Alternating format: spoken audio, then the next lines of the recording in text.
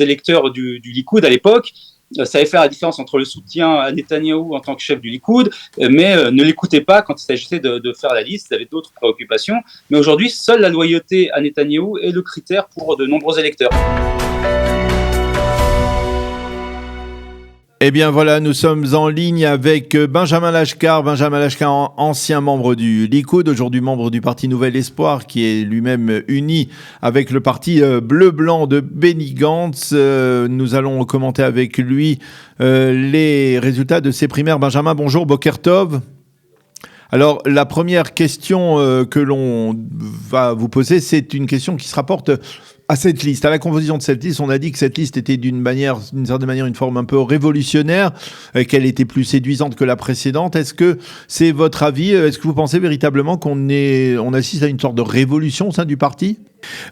Qu'est-ce que vous constatez parmi les nouveaux venus, on va dire, des gens comme Boaz Bismuth, ou même comme notre ami Danny Louz qui est entré dans la liste, dans la case des Olim Hadashim à la 33e place? Est-ce que ce sont des gens qui sont susceptibles d'attirer des voix, on va dire, pour le Likoud, ce que l'on pourrait appeler une sorte de droite modérée?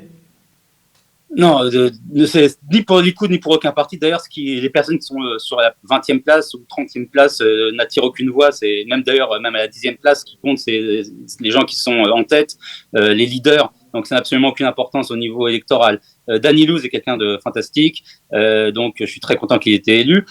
Par contre, globalement, les gens qui ont progressé ou les nouveaux qui sont entrés sont les gens qui sont marqués par donc le bibisme, c'est-à-dire surtout sont les gens qui ont crié le plus fort, qui ont été le plus odieux, le plus agressif, le plus insultant, le plus menteur. Ce sont eux qui ont été récompensés par les électeurs. Avec les gens qui, d'ailleurs, n'ont pas forcément été critiques, mais n'ont strictement rien dit contre ce phénomène et ont même été plutôt ont soutenu, mais sans être excessifs, qui ont été punis. On voit quelqu'un comme Edelstein qui a même osé vouloir se présenter contre Netanyahou et qui ne l'a pas fait à la fin, qui est passé de la première place à la 20e et quelques aujourd'hui. Effectivement, c'est la loyauté envers Netanyahou et l'extrémisme qui ont été récompensés par les électeurs indépendants. Mais d'une certaine manière, c'est pas tout à fait nouveau. Le Likoud a toujours été très loyal envers ses leaders. Le parti a toujours eu. Il a eu d'ailleurs très peu de leaders, 4 leaders depuis sa création en 1973, et puis il a toujours été loyal puisque aucun des leaders du Likoud n'a été démis de ses fonctions. Le Likoud a effectivement cette tradition qui est un peu excessive d'être extrêmement fidèle à son leader. Ça, c'est pas nouveau. Mais par contre, la critique envers les leaders a toujours été forte au Likoud. Il y avait des courants à l'intérieur du Likoud d'opposition très forts et très légitimes pendant des dizaines d'années. Et depuis 3 ans, ça n'existe plus. Depuis 3 ans, si vous êtes contre Netanyahou, vous êtes éliminé, vous êtes un traître. Ça n'était absolument pas comme ça au Likoud. Au contraire, d'ailleurs, on voit encore dans les primaires de 2019, c'est pas il y a si longtemps, c'est il y a 3 ans et demi, que tous les gens que Netanyahou voulait voir monter ont échoué. C'était d'ailleurs assez rigolo parce que si vous étiez soutenu par Netanyahou, vous perdiez automatiquement.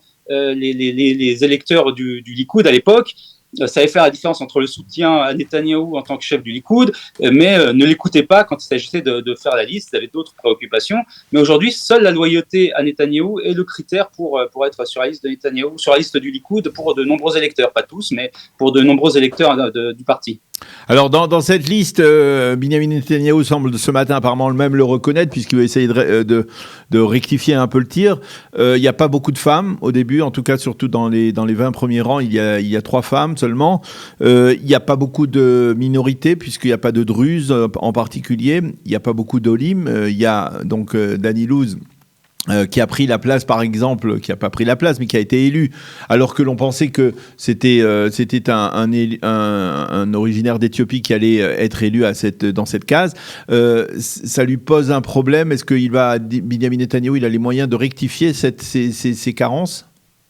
Oui, les Éthiopiens d'ailleurs se sont divisés entre Nagosa, l'ancien député, et Iverkan. Donc, ils auraient été peut-être unis, je pense qu'ils auraient gagné. Mais Netanyahou a trois Shirionim 3 places qu'il peut mettre sur la liste jusqu'au il en a 5 même, 30 et quelques. Donc, il pourra éventuellement corriger ça. Mais je ne pense pas que ce soit très important pour les électeurs, contrairement à ce que les médias disent. Personnellement, là, c'est mon avis personnel, le fait qu'il y ait des femmes ou des minorités sur une liste n'a absolument aucune importance, pas à mes yeux.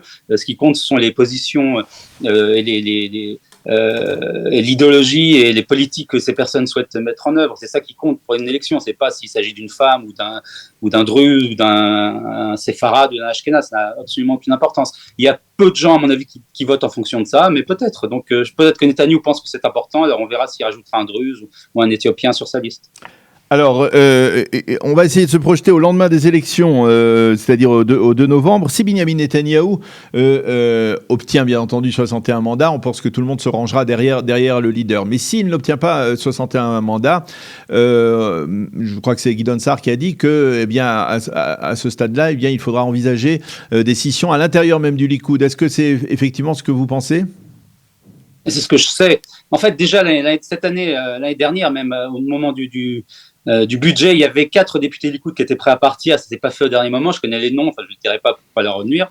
Mais aujourd'hui, avant ces primaires, il y avait déjà des très hauts placés du Likoud qui expliquaient que si Netanyahou n'avait pas 61, c'était fini pour lui. Il le disait aux militants, clairement. Il ne le disait pas à des journalistes ou secrètement. Il le disait ouvertement à des militants. Au vu de ces résultats où il voit que alors, dites-nous les noms. On est récompensé uniquement à la fidélité, à la loyauté, au bibisme le plus fanatique. Je pense qu'ils comprennent qu'ils n'ont plus vraiment de place dans ce parti si Netanyahou ne part pas de lui-même. Et donc, il y a de fortes chances que cette fois-ci, il y aura effectivement une scission, en particulier si les ultra-orthodoxes comme... ils le nient maintenant, mais je pense qu'il n'y a pas vraiment de... Enfin, c'est difficile à croire. Leurs négations aujourd'hui sont plus électorales.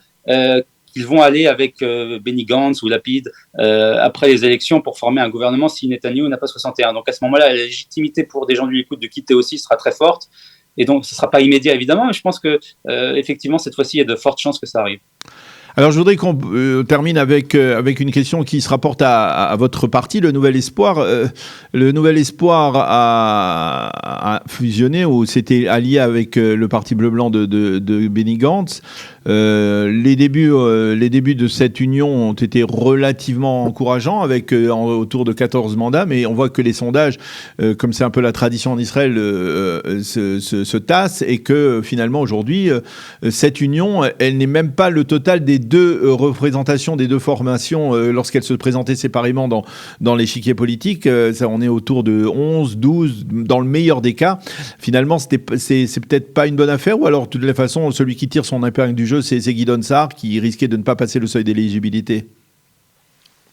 Donc, personnellement, je n'étais pas forcément très favorable à cette union, mais c'est un peu tôt pour parler de savoir si ça a marché ou pas marché. On se rappelle la dernière fois des partis qui étaient 2 mois avant l'élection à 22 ou 23, comme d'ailleurs... comme au Nouvel Espoir ou Yemina, et puis on finit beaucoup plus bas. On se rappelle d'ailleurs, parlant des élections françaises, on peut parler d'Éric Zemmour qui était pratiquement assuré d'être au second tour et qui a fini à 7%. La dynamique, elle se fait dans la dernière semaine. D'ailleurs, les listes ne sont pas encore officiellement déposées. Il peut y avoir encore des surprises de qui se présente, qui se présente pas. Donc les sondages, pour l'instant, n'ont absolument aucune importance. Et ce qui compte, c'est la dynamique en fin de course. Avoir la dynamique 2 ou 3 mois avant les élections pour qu'elle s'effondre au dernier moment, c'est pas très intéressant non plus. Donc c'est un peu trop tôt pour dire ce qui va se passer. Eh bien, Benyamin Lashkar, merci beaucoup d'avoir accepté de commenter avec nous les résultats de ces élections primaires au Likoud. Merci d'avoir été avec nous ce matin. Bonne journée, Shavua Tov, à bientôt. Shavua Tov.